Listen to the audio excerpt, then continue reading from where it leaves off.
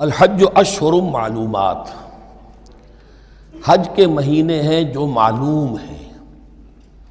یعنی جو بھی پہلے سے عرب میں رواج چلا آ رہا تھا اس کی توثیق ہو گئی کہ واقعتاً یہ اللہ تعالیٰ ہی کی طرف سے۔ تو حج کے کا جہاں تک ٹائمنگ کا تعلق ہے، مواقیت کا تعلق ہے، وہ گویا کہ اللہ تعالیٰ کی طرف سے توثیق فرما دی گئی۔ فمن فرض فیہن الحج، تو جو کوئی بھی اپنے اوپر لازم کر لے ان مہینوں میں حج کو، لازم کر لے سے مراد نیت پختہ کر لے، اور نیت پختہ کرنے کی علامت احرام باندھ لے۔ فمن فرض فیہن الحج، تو حج کے لیے جو اپنے اوپر لازم کر لے، فلا رفث ولا فسوق ولا جدال فی الحج، تو احرام کی حالت میں یہاں لفظ حج آیا ہے، ان میں سے پہلی قید جو ہے فلا رفث، تو کوئی شہوت کی بات نہیں ہونی چاہیے۔ میاں بیوی بھی ساتھ حج کر رہے ہیں تو احرام کی حالت میں وہی قید ہے کہ جو اعتکاف کی حالت میں ہے۔ باقی یہ کہ فسوق اور جدال، اللہ کی نافرمانی یا باہم جھگڑنا، اس لیے کہ بہت بڑی تعداد میں لوگوں کا اجتماع ہوتا ہے، سفر میں بھی لوگ ساتھ ہوتے ہیں، تو لوگوں کے غصوں کے پارے جلدی چڑھ جاتے ہیں، اس میں خاص طور پر روکا گیا کہ یہ ہے کہ اس میں امن ہو اور سکون ہو۔ اور آج بھی واقعہ یہ ہے کہ دنیا میں معجزات میں سے ہے یہ، اتنی بڑی تعداد میں لوگوں کا جمع ہونا، اور وہاں امن رہتا ہے، وہاں وہ جنگ و جدال اور جھگڑا اور فساد وغیرہ قطع نظر نہیں آتا۔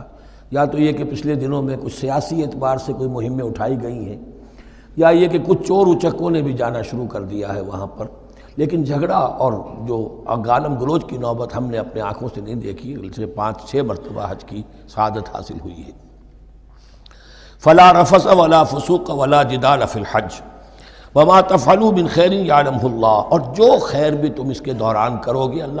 اللہ کے وہ علم میں ہوگا۔ نوافل پڑھ رہے ہو، اضافی طواف کر رہے ہو، کوئی اور بھی جو کام کر رہے ہو، تو اس میں کسی اور کو دکھانے کی ضرورت نہیں ہے، اپنے خاموشی کے ساتھ انسان وہ اپنی جو بھی نیکی مزید کما سکے کمائے، جو بھی مناسک حج ہیں ان پر مستزاد۔ وَتَزَوَّدُوا فَإِنَّ خَيْرَ الزَّادِ التَّقْوَىٰ، اور سفر کے لیے زاد راہ ساتھ لے لیا کرو، اور بہترین زاد راہ تقویٰ ہے۔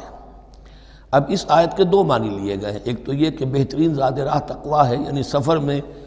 آپ نے زاد راہ خرچ کی شکل میں تو لے لیا، تقویٰ ہے نہیں، تو پھر کیا ہوگا؟ وہ تو صرف پیسہ خرچ کرنے کے لیے اچھا احرام لے لیں گے، اچھی جگہ لے لیں گے قیام کی، تو تقویٰ اگر نہیں ہے تو وہ حج تو حج ہی نہیں ہوگا۔ لیکن اس کا ایک دوسرا مفہوم جو ہے وہ بھی بہت اہم ہے کہ اگر انسان خود اپنا زاد راہ ساتھ نہ لے تو پھر وہاں مانگنا پڑتا ہے، تو تقویٰ سے مراد یہاں ہے سوال سے بچنا۔ بہتر یہ ہے کہ زاد راہ لے کر چلو، اور یہ کہ اس کے لیے تمہیں کسی کے سامنے سائل نہ بننا پڑے۔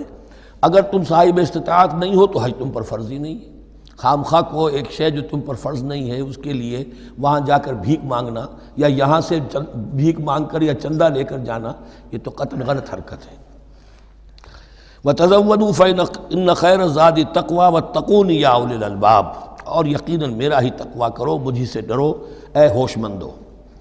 لَيْسَ عَلَيْكُمْ جُنَاحٌ أَن تَبْتَغُوا فَضْلًا مِّن رَّبِّكُمْ، اس میں تم پر کوئی حرج نہیں ہے، کوئی گناہ نہیں ہے کہ تم حج کے سفر کے دوران اپنے رب کا فضل بھی تلاش کرو۔ آدمی ہندوستان سے پاکستان سے جا رہا ہے، اسے اچھی اجناس لے جائے تجارت کے لیے، جو وہاں پر بیچ کر کچھ نفع حاصل کر لے، تو یہ تقویٰ کے منافی نہیں ہے۔ اگر وہاں پر کوئی کاروبار کر سکو کرو۔ فَإِذَا أَفَضْتُم مِّنْ عَرَفَاتٍ، تو پھر جب تم عرفات سے واپس لوٹو، اس لیے کہ اصل حج جو ہے وہ عرفہ ہے، الحج العرفہ۔ حج کے بقیہ تمام مناسک رہ جائیں، صرف عرفہ میں شمولیت ہو جائے، قیام عرفہ میں تو حج ہو گیا۔ باقی جو چیزیں رہ گئی ہیں اس کا جو بھی اس کا کفارہ ہے، اس کا جو دم دینا ہے وہ دے دیا جائے، لیکن عرفہ سے اگر آدمی رہ گیا عرفات کے قیام سے تو پھر حج نہیں ہوا۔ اب یہاں سے جب لوٹتے ہو تو فاذکروا اللہ عند المشعر الحرام، یہ ٹائم ٹیبل نوٹ کر لیجئے کہ اصل میں 8 کی شام کو مکے سے نکلتے ہیں 8 ذی الحج کو، اور رات منی میں گزارتے ہیں۔ پھر 9 کا دن ہے اصل یوم عرفہ، 9 ذی الحج، صبح کو نکلتے ہیں، قافلے چلتے ہیں، اور کہیں دوپہر تک، اور دوپہر سے بھی ہو سکتا ہے تاخیر ہو جائے، لیکن کوشش ہوتی ہے کہ ظہر سے پہلے پہنچ جایا جائے، لیکن ظہر اور عصر دونوں ملا کر پڑھ لی جائیں عرفات میں داخل ہونے سے پہلے۔ اس لیے جو مسجد ہے عرفات کے میدان سے ملحق وہ عرفے کے اندر شامل نہیں ہے، وہ اس کی حدود سے باہر ہے۔ تو اصلی اس کا افضل یہی ہے کہ ظہر اور عصر ملا کر وہاں پڑھی جائیں، اور اس کے بعد سے غروب آفتاب تک قیام ہے، وہ عرفات کا قیام ہے، اس میں کوئی نماز نہیں، یعنی جو روایتی جو عبادت ہے اس کے سب دروازے بند۔ اب تو اگر دعا کی آپ کے اندر ایک روح پیدا ہو چکی ہے، اپنے رب سے ہم کلام ہو سکتے ہیں، اور آپ کو حلاوت مناجات حاصل ہو گئی ہے، تو دعا مانگتے رہیے، بس یہی ہے دعا۔ قیام عرفہ جو ہے کھڑے ہو کر بیٹھے ہوئے جس طرح بھی ہو اللہ سے مناجات کرو، یا پھر یہ کہ اگر اس میں کبھی ہو جائے کسی وجہ سے تو آدمی تلاوت کرے، لیکن یہ کہ عام نماز نہیں۔ فَإِذَا أَفَضْتُم مِّنْ عَرَفَاتٍ فاذكروا اللَّهَ عِندَ الْمَشْعَرِ الْحَرَامِ، یہ مزدلفہ کا قیام ہے، 9 کی شام کو مغرب کی نماز کا وقت ہو چکنے کے بعد وہاں سے روانگی ہے، لیکن وہاں مغرب کی نماز پڑھنے کی اجازت نہیں ہے۔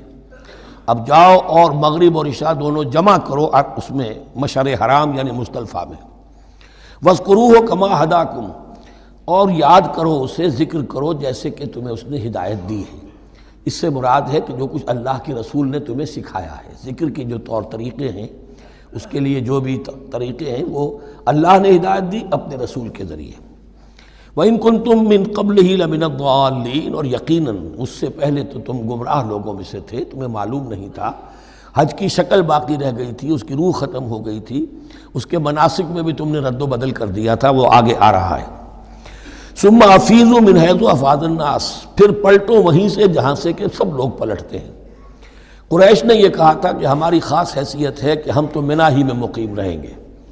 باہر سے آنے والے لوگ عرفات جائیں اور عرفات سے پھر واپس لوٹیں، یہ سارے مناسک ہمارے لیے نہیں ہیں، ہم تو مکے والے ہیں اور ہماری شان یہ ہے کہ ہم عرفات نہیں جائیں گے، منی ہی میں قیام رہے گا۔ یہاں بتایا گیا کہ یہ تم نے غلط بات ایجاد کر لی ہے، ثم افیضوا من حیث افاض الناس، جہاں سے سب لوگ لوٹتے ہیں یعنی میدان عرفہ سے، وہیں سے لوٹیں۔ واستغفروا اللہ، اللہ سے استغفار کرتے رہو، ان اللہ غفور رحیم، یقینا اللہ بخشنے والا رحم فرمانے والا ہے۔ فَإِذَا قَضَيْتُم مَّنَاسِكَكُمْ، اور جب تم اپنے یہ مناسک ادا کر لو، پورے کر لو، فاذكروا اللہ كذکرکم آباءکم، تو اب اللہ کا ذکر کرو جیسے کہ تم اپنے آباء و اجداد کا ذکر کرتے رہے ہو، جس شد و بد کے ساتھ۔ وہاں یہ ہو گیا تھا کہ پھر بنا میں جب یہ ٹھہرتے تھے تو اپنے آباء و اجداد کے قصیدے بیان کیے جا رہے ہیں، جیسے ہمارے ہاں ہوتا ہے، جو دیہاتی لوگ ہوتے ہیں، راجپوت لوگ ہوتے ہیں، ان کے میراثی ہوتے ہیں، اسی طرح وہاں شعراء ہوتے تھے قبائل کے، وہ ان قبیلوں کی مدح بیان کرتے تھے، ان کے بڑے بزرگوں کی، اسلاف کی جو ہے عظمت بیان کرتے تھے۔ اللہ کا ذکر ختم ہو چکا تھا، فرمایا جس شد و مد کے ساتھ تم اپنے آباء و اجداد کا ذکر کرتے رہے، اب اسی شد و مد کے ساتھ، بلکہ او اشد ذکرہ، بلکہ اس سے بھی زیادہ شد و مد کے ساتھ اب اللہ کا ذکر کرو۔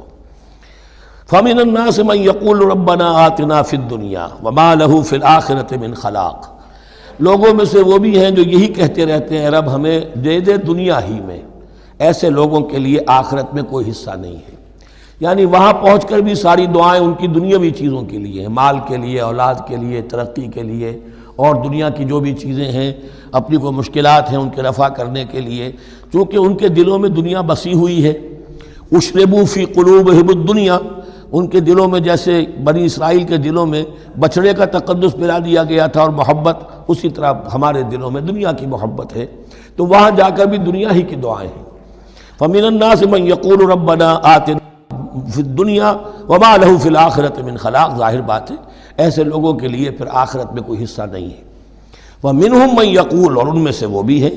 جو یہ کہتے ہیں ربنا آتنا فی الدنیا حسنۃ وفی الآخرۃ حسنۃ وقنا عذاب النار، پروردگار ہمیں اس دنیا میں بھی خیر عطا فرما اور آخرت کا بھی خیر عطا فرما اور ہمیں بچا لے آگ کے عذاب سے۔ اب دنیا کا خیر جو ہے سب سے بڑا وہ ایمان ہے، ہدایت ہے۔ دنیا کا کوئی خیر نہیں ہے جب تک کہ اس کے ساتھ ہدایت اور ایمان نہ ہو۔ تو سب سے پہلے انسان ایمان طلب کرے، پھر اس کے ساتھ اللہ تعالیٰ دنیا میں کشادگی دے دے، رزق میں بھی کشائش دے دے تو ٹھیک ہے، کوئی بری بات نہیں، اچھی بات ہے۔ لیکن یہ کہ اصل شے کیا ہے؟ ایمان اور استقامت۔ اولئک لہم نصیب مما کسبوا، یہاں یہ لفظ بہت اہم ہے، ان کے لیے حصہ ہوگا اس میں سے جو انہوں نے کمایا۔ محض یہ دعا کرنے سے، یہ دعا جو ہے یہ کافی نہیں ہو جائے گی۔ اول تو یہ نوٹ کر لیجئے، یہی وہ دعا ہے جو یعنی رکن یمانی سے لے کر جو بھی ہر چکر ہوتا ہے اس کا طواف کا، تو رکن یمانی سے لے کر حجر اسود تک کا جو دورہ ہے، اس میں یہ دعا مانگی جاتی ہے، ربنا آتنا فی الدنیا حسنۃ وفی الآخرۃ حسنۃ وقنا عذاب النار اولئک لہم نصیب مما کسبوا، ان کے لیے حصہ ہے اس میں سے جو انہوں نے کمایا۔ اچھا، اس میں سے جو انہوں نے کمایا، اس میں سے کہ وہ تو سارا ملنا چاہیے، لیکن بندے کو ڈرتا رہنا چاہیے کہ ممکن ہے اس میں سے کسی مسئلے میں میری نیت میں کوئی فساد آ گیا ہو، ممکن ہے اس میں سے میرے کسی عمل کے اندر کوئی کمی رہ گئی ہو، کوئی کوتاہی رہ گئی ہو۔ اس لیے یہ نہ سمجھ لے کہ جو بھی کچھ کیا ہے اس کا اجر لازماً ملے گا، مما کسبوا، جو انہوں نے کمایا ہے اس میں خلوص ہے، اس میں بے رعائی ہے، اس میں تمام جو بھی اس کے آداب اور شرائط ہیں ملحوظ رکھے گئے ہیں، تو ان کو اس کا حصہ ملے گا۔ واللہ سریع الحساب، اور اللہ تعالیٰ کو حساب چکانے میں دیر نہیں لگتی، بہت جلدی حساب کر لے گا۔ اب تو ہمارے سامنے نقشے موجود ہے، کمپیوٹرز ہیں، کتنی جلدی حساب ہو جاتا ہے، تو اللہ کے ہاں تو پتہ نہیں کیسا سپر کمپیوٹر ہوگا کہ اسے حساب نکالنے میں دیر نہیں لگے گی۔ وَاذْكُرُوا اللَّهَ فِي أَيَّامٍ مَّعْدُودَاتٍ، اور ذکر کرو اللہ کا گنتی کے چند دنوں میں۔ یہ لفظ یہاں پر پھر آ گیا ہے اس بات کی وضاحت کے لیے جو میں نے عرض کیا تھا کہ ابتدائی جو حکم تھا روزے کا، ایام معدودات، وہ 3 دن کے روزے تھے، اس لیے کہ یہاں بھی معدودات کا لفظ آیا ہے، فی ایام معدودات، اور سب کو معلوم ہے یہ 3 دن ہیں، 11ویں 12ویں 13ویں تاریخ جو ہے ذی الحج کی، کہ پھر یوم نحر کے بعد 3 دن یہاں پر قیام ہے، مبیت ہے، تو وہ 3 دن ہے ایام معدودات۔ فمن تعجل فی یومین، تو جو کوئی 2 دن ہی میں جلدی سے واپس آ جائے، فلا اثم علیہ، یعنی 3 دن پورے نہیں کرتا، 2 دن ہی میں واپسی کو اختیار کر لیتا تو کوئی گناہ اس پر نہیں ہے۔ ومن تأخر، اور جو پیچھے رہے یعنی 3 دن کی مقدار پوری کر لے، فلا اثم علیہ لمن اتقی، تو اس پر بھی کوئی گناہ نہیں، لیکن شرط ہے تقوی۔ جو 2 دن میں چلا گیا تقوی تھا تو بھی اللہ تعالیٰ کے ہاں اس کا اجر محفوظ ہے، جو 3 دن رہا تقوی ہے، تیسرے دن اس نے کچھ اور ہی حرکتیں نہ شروع کر دی ہوں، جی اکتایا ہوا ہے اور طبیعت کے اندر جو ہے وہ ٹھہراؤ نہیں ہے، تو وہ تیسرا دن اس کے لیے کچھ خاص مفید نہیں ثابت ہوگا۔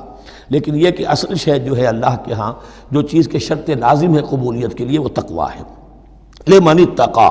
واتقوا اللہ واعلموا انکم الیہ تحشرون، اور اللہ کا تقوی اختیار کرو اور یہ مستحضر رکھو اپنے ذہن میں کہ تمہیں اسی کی جانب جمع کر دیا جائے گا، تم سب کے سب ہانک کر لے جاؤ گے اسی کی جناب۔